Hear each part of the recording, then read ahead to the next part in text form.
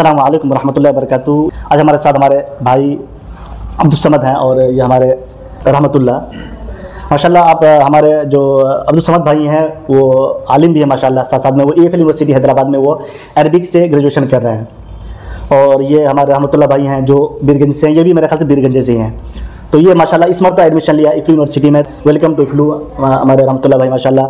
तो एक अच्छा यूनिवर्सिटी इफ्लू, एक लैंग्वेज के लिए, और हमें इंग्लिश इंप्रूव कर सकते हैं, या हम फॉरेन लैंग्वेज सीख सकते हैं, ये बहुत अच्छी अपॉर्चुनिटी है। अरबिक का इसको बहुत ज़्यादा है, बहुत ज़्यादा अरबिक का।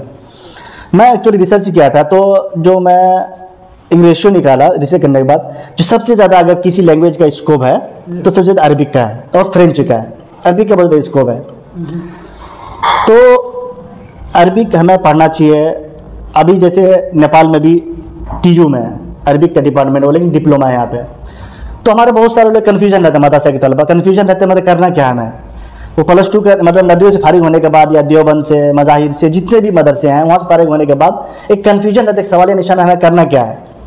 तो मैं तकरीबन कई साल से वीडियोस बना रहा हूँ, तो मैं ये कहना चाह रहा हूँ कि आप अगर यूनिवर्सिटीज़ में पढ़ लेते हैं तो कम से कम इनकम का एक ज़राया खुल जाता है, इनकम का ज़राया खुल जाता है, और आपके अंदर कॉन्फिडेंस आता है, इंग्लिश अच्छी आ जाती है, तो आप दुनिया के मिजाज को समझने लगते हैं।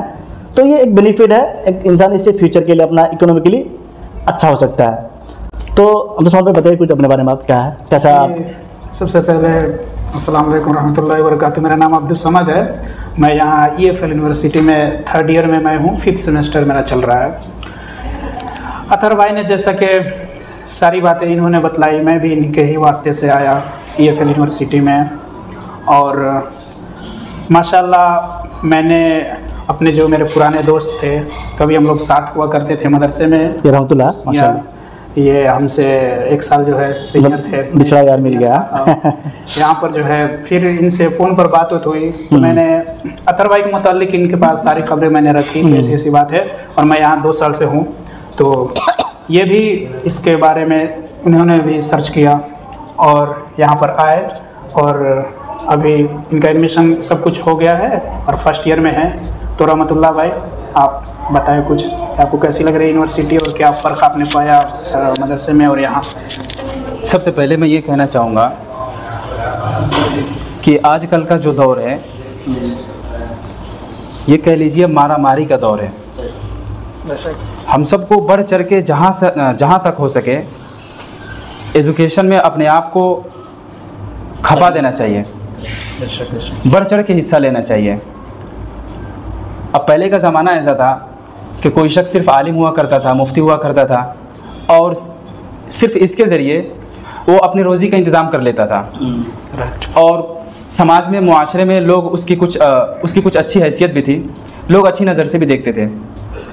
लेकिन आजकल के मुआशरे में सिर्फ अगर आलिम कोई होता है, मुफ्ती होता है, दुनिया के एजुकेशन के बारे में नहीं जानता, दुनिया से बिल्कुल नाबलद होता है, तो आजकल के मुआशरे में उसकी कोई हैसियत नहीं समझी जाती है, उसकी कोई हैसियत नहीं है।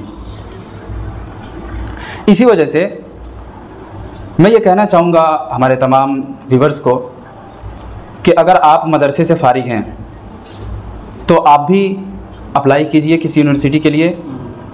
उससे पहले आपको क्या करना है कि आप 10 और 12th का सर्टिफिकेट आप जमा कर लें।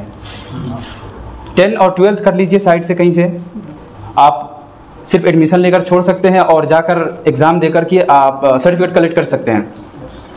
तो आप सर्टिफिकेट पहले से रख लें। मतलब ये है कि जैसे मदरसा, जैसे हम लोग आलिमियत करते हैं, आलिमियत के साथ साथ हमें मतलब गवर्नमेंट, क्योंकि नदवा देवबंद जो मदरसे हमारे उनकी एक्चुअली जो डिग्री होती है ऐसे प्राइवेट होती है, तो मतलब मदरसे में पढ़ने के साथ साथ हमें 10 का +2 एनीहाउ करना है ना, करना है। क्योंकि अगर फ्यूचर में अगर आप ग्रेजुएशन करते हैं, मास्टर डिग्री करते हैं या PhD करते हैं, तो फिर फ्यूचर में आपको बेनिफिट होगा। अदरवाइज फिर आप, क्योंकि आपके नीचे का तो नहीं रहेगा, तो आप परेशानी हो जाएंगे। और एक चीज़ में आपने भी बात कही कि जो हमारे माशाल्लाह जो मुआशरे में बहुत सारे, क्योंकि अभी पहले क्या होता था, एक गांव में एक मुफ्ती होता था, एक पूरे ज़िले में मतलब 2-3 गांव में एक बड़ा कोई आलिम होता था। अभी क्या नंबर बढ़ गया है, मतलब हर घर में आलिम, हर घर में हाफिज़ हैं। फिर अगर हम मतलब एक आलिम हाफिज़ अगर माशी एतबार से मजबूत होता है, हाँ, तो फिर वो समाज में ज़्यादा कम कर पाता है मेरे ख्याल से।